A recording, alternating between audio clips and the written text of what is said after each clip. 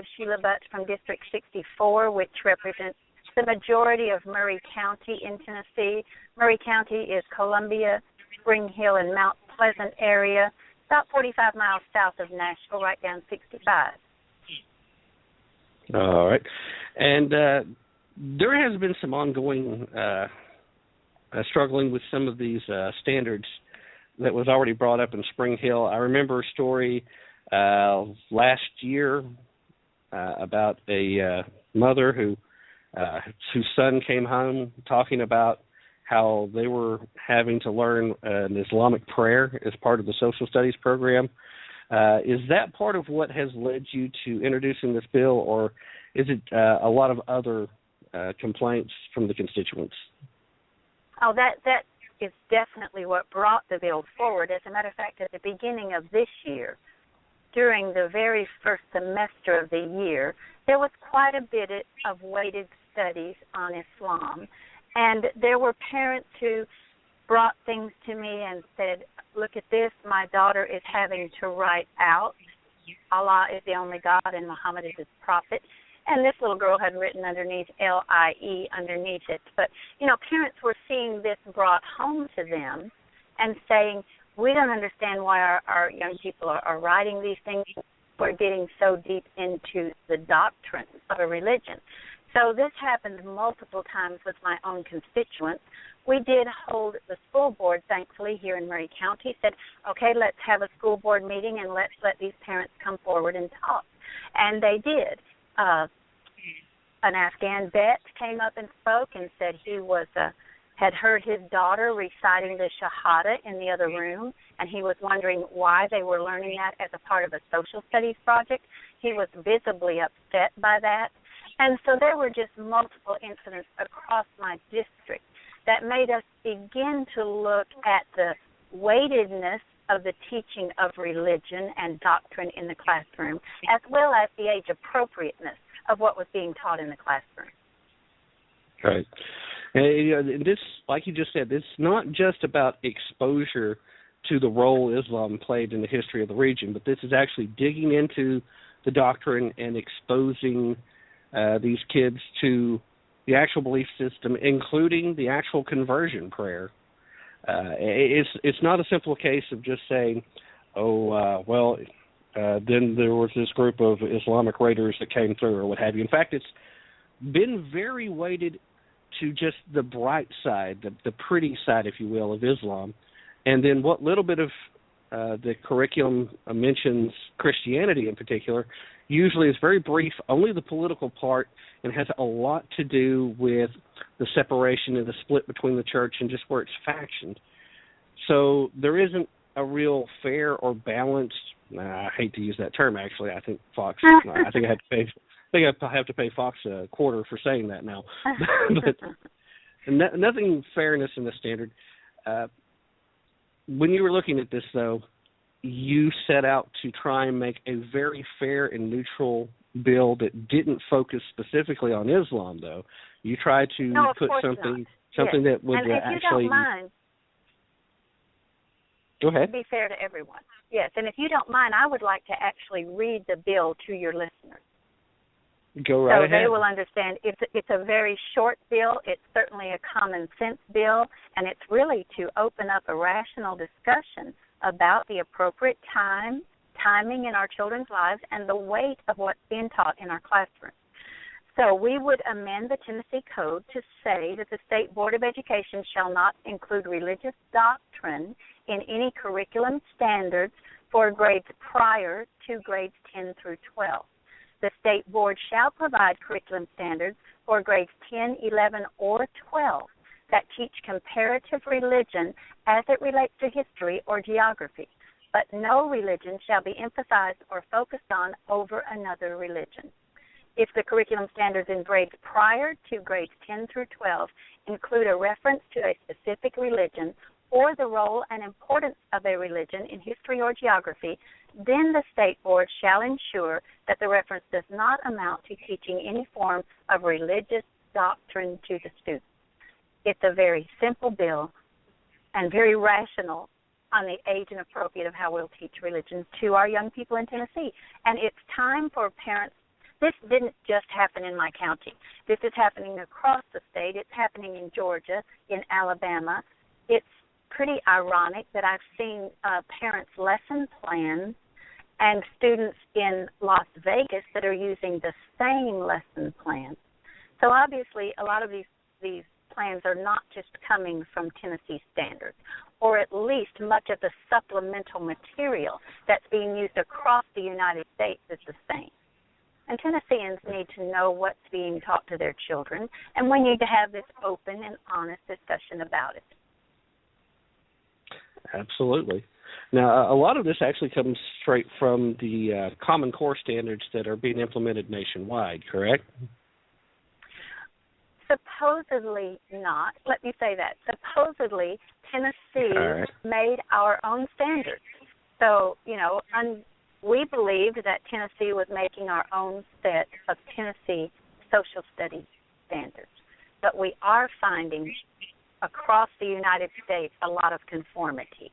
So this is why next year, Candace McQueen, the commissioner, has said that we will go back and look at those standards in January. And that's why I'm asking parents, teachers across the state to be paying attention when we go back in January, because this is our opportunity to look at those standards and make them more age appropriate and more uniformly weighted throughout our children's studies.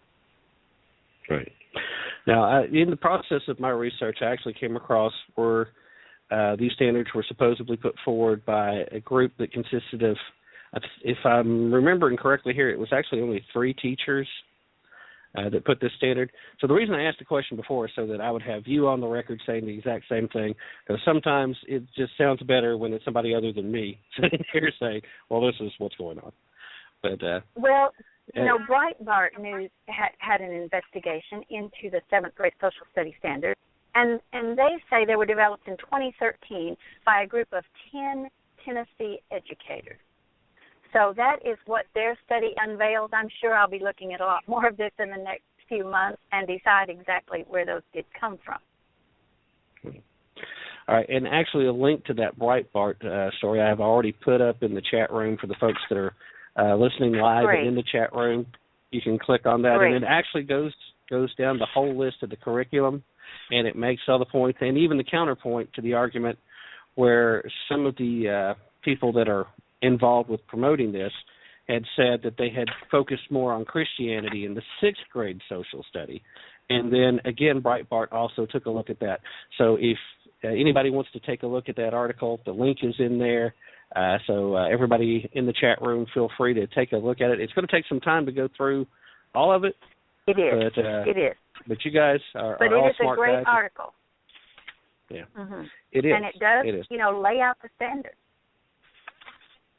A lot of the complaints that came from go ahead. No, go ahead. I was going to say a lot of the complaints that came from our parents here in Murray County was that there may have been a few standards on Christianity in the 6th grade, but in the 6th grade, and many of their classes never even got to those. So I think when it comes back to looking at our standards, we need to weigh those things in also. Absolutely. And one of the things that really kind of surprised me is the folks that have come out against your bill.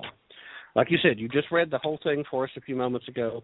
And actually, you're setting a very dangerous precedent for legislators, by the way, ma'am, with short, simple, and common sense, easy to understand legislation. I understand. That's hard to come by sometimes. Yes, ma'am.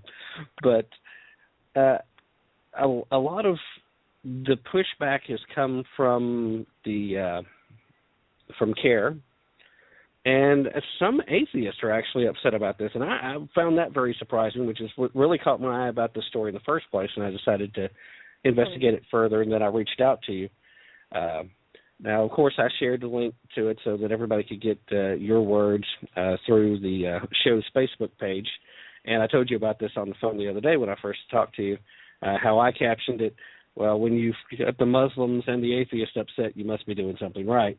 But the bottom line here is... Go ahead. Yeah, go ahead. It's predictable. it's predictable if someone does not want to have a full and open conversation about this, that they're going to start a campaign using accusations and, name calling, which doesn't add anything to the conversation.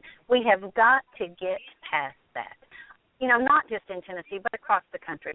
Calling someone Islamophobe, calling someone racist, calling someone bigot, that adds nothing to any intelligent conversation about what we're trying to do.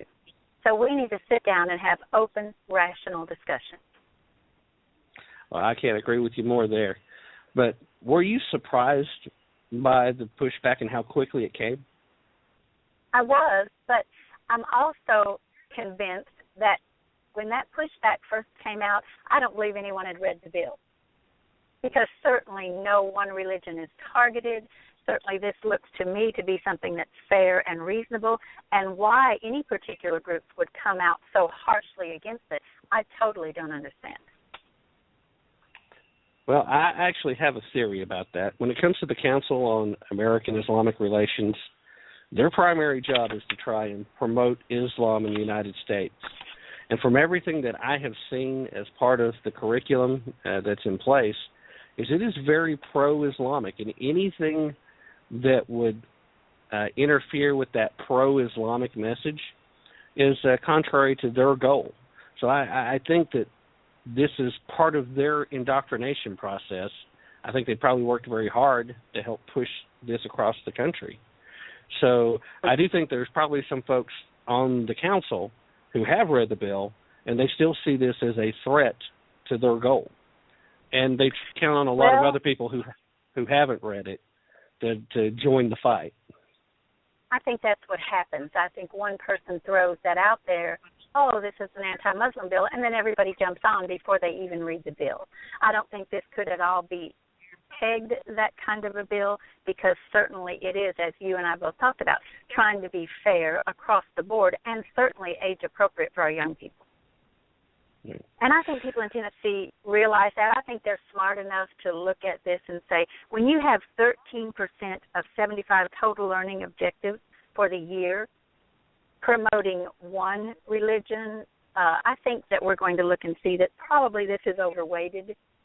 And certainly the doctrine should not be taught in junior high school. I don't think many people, and I think lots of organizations would come down on if your children came home with a paper that says, I am the way, the truth, and the life, and no man comes to the Father except by me.